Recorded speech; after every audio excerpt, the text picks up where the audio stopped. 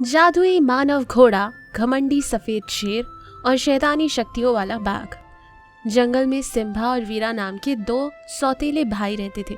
Simba जंगल का राजा था जो बहुत ही दयालु और शांत स्वभाव का था, जबकि वीरू एक सफेद शेर था जो बहुत ही घमंडी था।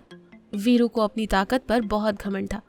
एक दिन वीरू जंगल में घूम रहा था कि उसकी नजर एक बच्चे पर पड़ती है। अरे वाह, क्या शिकार नजर आया है, इसे खाकर तो बड़ा मजा आएगा। यूं वो उस पर हमला करने ही वाला था, वीरू को देख लेता है और अपनी माँ को पुकारते हुए वहां से भागने लगता है। माँ बचाओ, माँ शेर मुझे मार डालेगा। बच्चे की आवाज सुनकर सिम्बा वहां आ जाता है और वो वीरू को रोकते हुए कहता है, वीरू रुक जाओ, वो एक छोटा बच्चा है, तुम उसका शिकार नहीं कर सकते। देख, मैं अपना मन चाहा शिकार कर सकता हूँ, तू मुझे नहीं रोक सकता है। मैं इस जंगल का राजा हूँ और राजा होने के नाते मैं तुम्हें ऐसा नहीं करने दूंगा। अरे राजा होगा तू इन जानवरों का, और मेरा नहीं है। अपनी मर्जी का मालिक हूँ मैं, मुझ पर कोई हुक्म नहीं चला सकता। कोई भी नहीं, मतलब तुम भी नहीं। मैं तुमसे ताकतवर हूँ, समझे? मैं चाहूँ तो तुम्हें अभी के अभी मार सकता हूँ, पर माँ के दिए वचन की वजह से मजबूर हूँ। तुम अपनी हरकतों से बाज नहीं आते। यूं होते होते उनके बीच बहुत लड़ाई हो जाती है। सिम्बा लड़ते लड़ते पास में ही एक खाई में गिर जाता है। ये देखकर वीरू मन ही मन खुश होता है और अपने आप को जंगल का राजा घोषित कर देता है, और सारे जानवर सिम्बा की मौत से उदास हो जाते हैं। वीरू अपने घमंड से जानवरों को परेशान कर रहा था कि तभी पास के जंगल से शैतानी शक्तियों वाला बाघ जंगल में आता है। बाघ अपनी शैतानी शक्तियों से जंगल में दहशत मचाने लगता है। ये बात जब वीरू को पता चली तो वो बहुत गुस्से से बाघ के पास गया। कौन है तू, और तेरी हिम्मत कैसे हुई मेरे इलाके में आकर दहशत मचाने की? हा हा हा, अरे ओ चूजे, पहले तू अपनी खैर मना और ये सोच कि तुझे कौन बचाएगा मुझसे। तेरी हिम्मत कैसे हुई जंगल के राजा को चूजा कहने की? भला कोई क्या मेरी मदद करेगा, मैं ही सबसे बड़ा ताकतवर हूँ। ये कहकर वीरू बाघ पर हमला करने ही वाला था कि बाघ अपनी शैतानी शक्तियों से वीरू को मूर्ति में बदल देता है। वीरू हिल भी नहीं पा रहा था। बाघ अपनी जादुई शक्तियों से जंगल में मौत का तांडव कर रहा था। सारे जानवर बहुत ही डरे और सहमे हुए थे। दूसरी ओर जिस खाई में सिम्बा गिरा था वो एक जादुई खाई थी, जिसमें बादल नाम का एक मानव घोड़ा रहता था, जिसके पास कई सारी जादुई शक्तियां थी। वो अपनी जादुई शक्तियों से सिम्बा के जख्मों को ठीक कर देता है।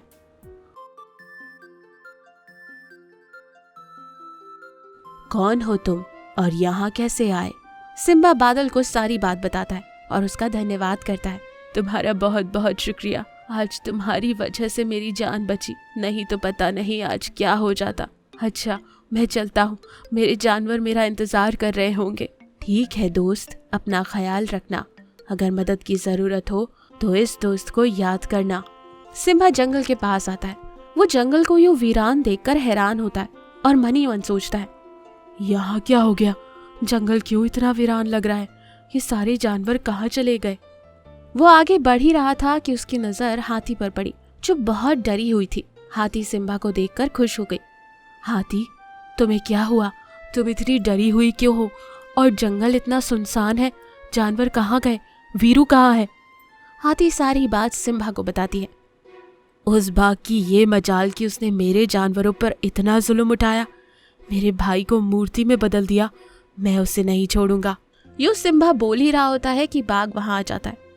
अरे, अब तू कौन है जो मुझे मारने की सोच रहा है? देखो, तुम ये जंगल छोड़कर चले जाओ, नहीं तो ठीक नहीं होगा। बाघ शेर पर हमला करता है। शेर बाघ की शैतानी शक्तियों के सामने कमजोर पड़ जाता है।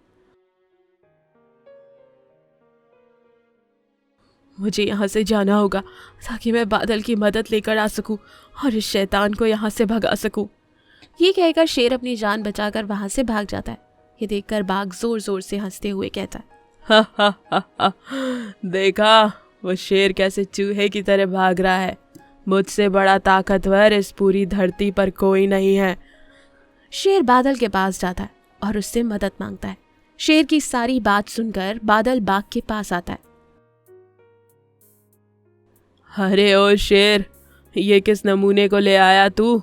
तू क्या समझता है कि ये नमूना मुझे मारेगा? मुझे मारने वाला कोई इस धरती पर पैदा नहीं हुआ। तो ये किस खेत की मूली है? मैं किस खेत की मूली हूँ वो तो वक्त ही बताएगा, क्योंकि तुम्हारा अंत हो चुका है। यूं बादल अपनी जादुई शक्तियों से बाघ पर हमला करता है और उसे मार डालता है। जैसे ही बाघ मरता है, वीरू पहले जैसा हो जाता है। वीरू को अपनी गलती का एहसास होता है और वो सिम्बा और बाकी जानवरों से माफी मांगता है। सिम्बा और वीरू बादल का धन्यवाद करते हैं। बादल वहां से गायब हो जाता है। वीरू अपना घमंड छोड़कर अपने भाई के साथ खुशी खुशी जीवन गुजारता है और जंगल के जानवरों की देखभाल करता है। इस कहानी से हमें क्या सीख मिली कि घमंड किसी को भी बर्बाद कर सकता है। तेंदुए का पुनर्जन्म और बेटे ने लिया माँ बाप की मौत का बदला। एक घना जंगल था। जंगल के चारों ओर खूबसूरत पानी के झरने और पहाड़ियां थी।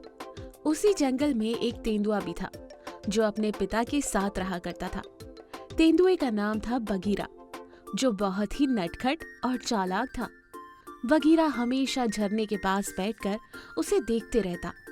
उसे वो झरना देखना बहुत अच्छा लगता था। एक दिन उसने अपने पिता से कहा, पिताजी, ये झरना कितना सुंदर है ना? मुझे झरने के उस पार जाना है। ये सुनकर उसके पिता घबरा जाते हैं और बगीरा से कहते हैं, देखो बेटा, फिर कभी तुम झरने के पार जाने वाली बात मत सोचना। वहाँ बहुत खतरा है। वहाँ खतरनाक शिकारी रहते हैं।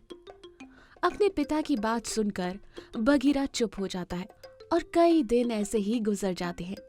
बगीरा अब बड़ा हो चुका था, पर उसके मन से झरने के पार जाने वाली बात अभी तक नहीं गई थी।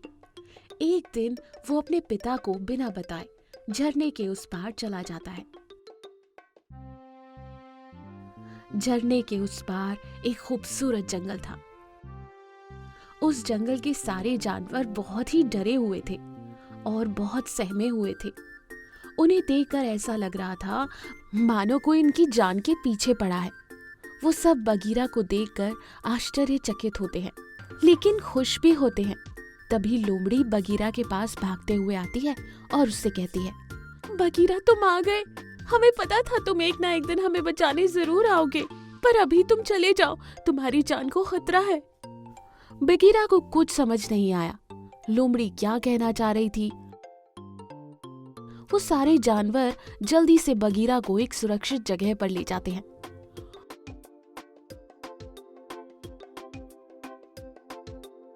कौन हो तुम लोग और क्या हो गया है तुम लोगों को, और तुम मुझे कैसे जानते हो?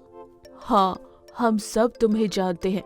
कुछ साल पहले हमारे जंगल में कोई शेर नहीं था। तुम्हारे पिताजी इस जंगल के राजा थे। वो बहुत ही अच्छे और दयालु राजा थे। फिर एक दिन पता नहीं कहां से एक शेर हमारे जंगल में आ गया और धोखे से उसने तुम्हारे माता पिता को मार डाला।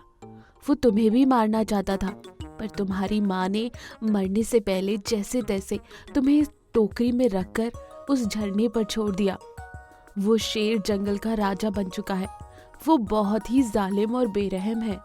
यूं हाथी बगीरा को बोल ही रहा था कि वहां बगीरा के पिता आते हैं और बगीरा से कहते हैं, बेटा, आखिरकार तुम्हें सच्चाई का पता चल ही गया। हाँ, मैं तुम्हारा सगा बाप नहीं हूँ। मुझे तुम पानी में बहते हुए मिले थे। मेरा अपना कोई नहीं था, तो मैंने तुम्हें अपना बेटा मान लिया। मैं उस शेर को जिंदा नहीं छोड़ूंगा जिसने मेरे माता पिता की जान ली है। यूं वो सब बातें कर ही रहे थे कि तभी वहां शेर आ जाता है। ये क्या हो रहा है? मेरा भोजन अभी तक क्यों नहीं आया? अच्छा, तो तू है वो शेर जिसने मेरे माँ बाप को मार डाला। अब मैं तुझे जिंदा नहीं छोड़ूंगा। अरे, तुम जिंदा हो? तुम्हें उसी दिन मार देना चाहिए था जिस दिन मैंने तुम्हारे माँ बाप को मारा। पर कोई बात नहीं, आज ये काम खत्म ही कर देता हूँ। शेर बगीरा पर एकदम से हमला कर देता है।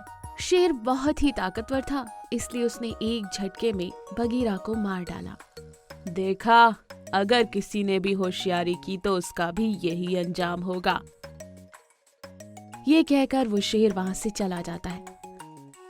बगीरा के पिता और बाकी जानवर ये देखकर उदास हो जाते हैं और रोने लगते हैं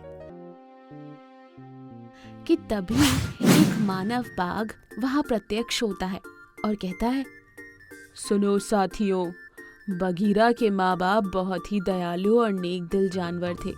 मैं उनके बेटे बगीरा को यूं बेमौत मरने नहीं दूंगा।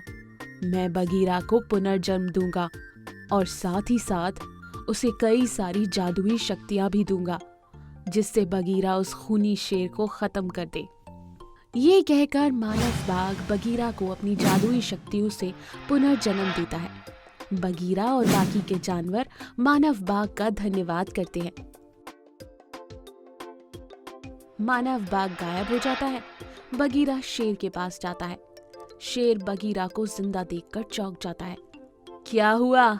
मुझे देखकर अब अपने पैरों तले जमीन खिसकने का एहसास हो रहा है। अब तू अपनी आखिरी सांस गिन ले। ये कहते हुए बगीरा ने शेर पर हमला कर दिया और उसे एक ही झटके में मार डाला।